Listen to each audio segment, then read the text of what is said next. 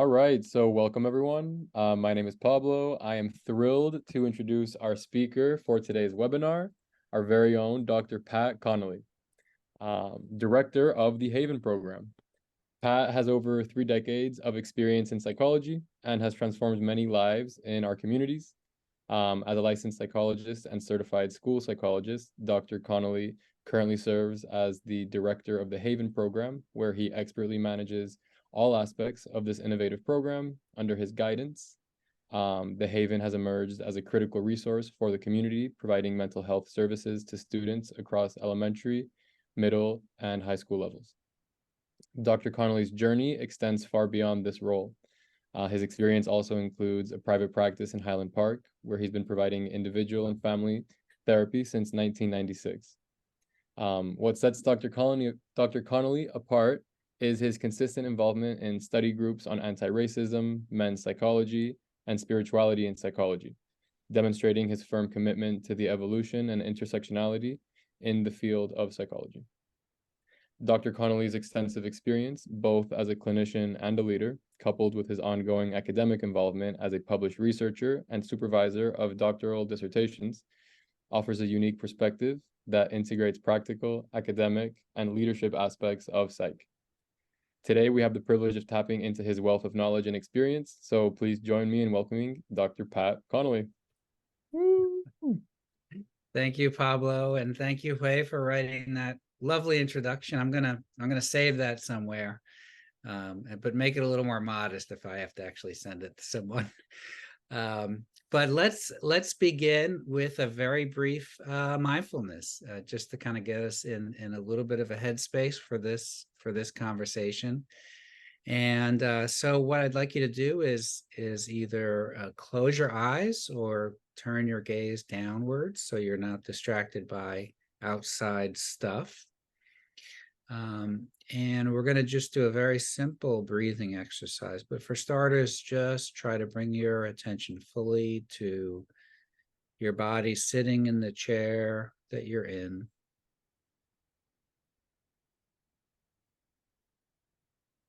And feel yourself breathing.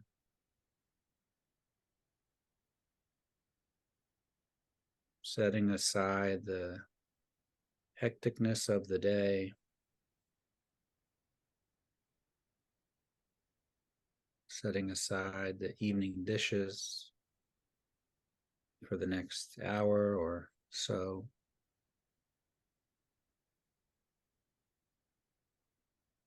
And this breathing tech is quite simple. We just take 3 deep, full breaths.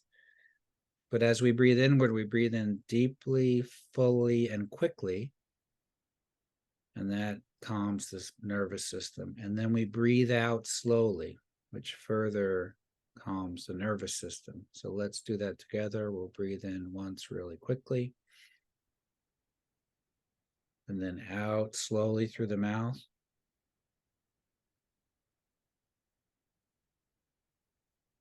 In quickly through the nostrils, full and deep. Out slowly through the mouth.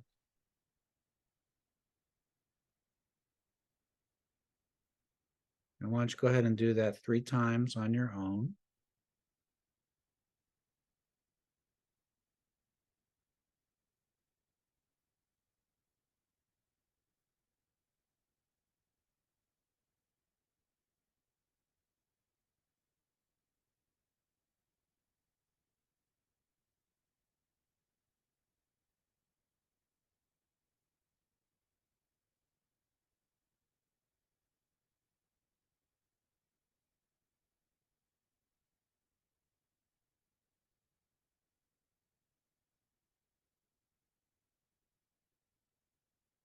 And when you're done, you can open your eyes and bring your mental self back to the group.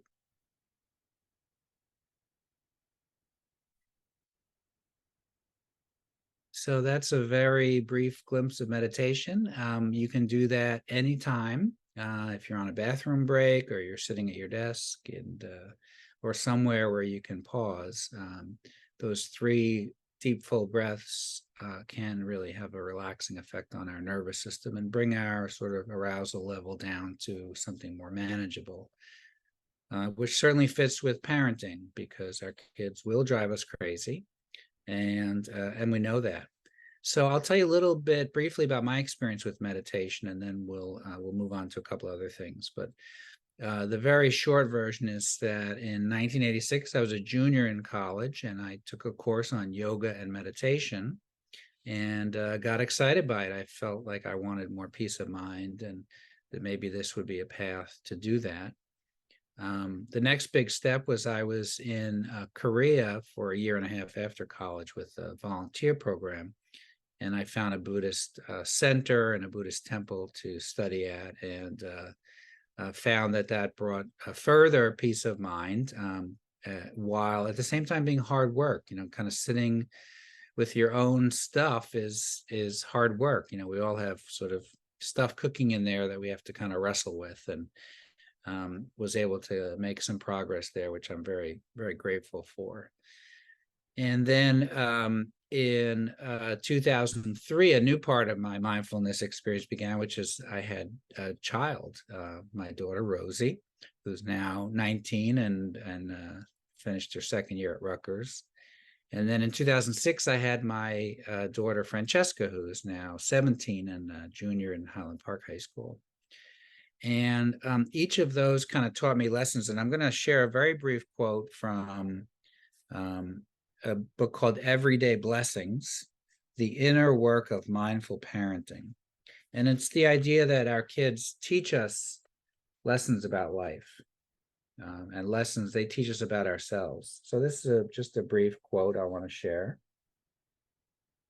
Most of what I have learned in life, I have learned from being a parent. My children are continually teaching me what I need to know, when I need to know it. Over the years, I have tried again and again to see things from each child's point of view, and in doing so, often my eyes have been open to old patterns of relating from my own childhood that were limiting or damaging. Each time we see and understand something about our own experience as a child, it can act as a guide for us in our parenting.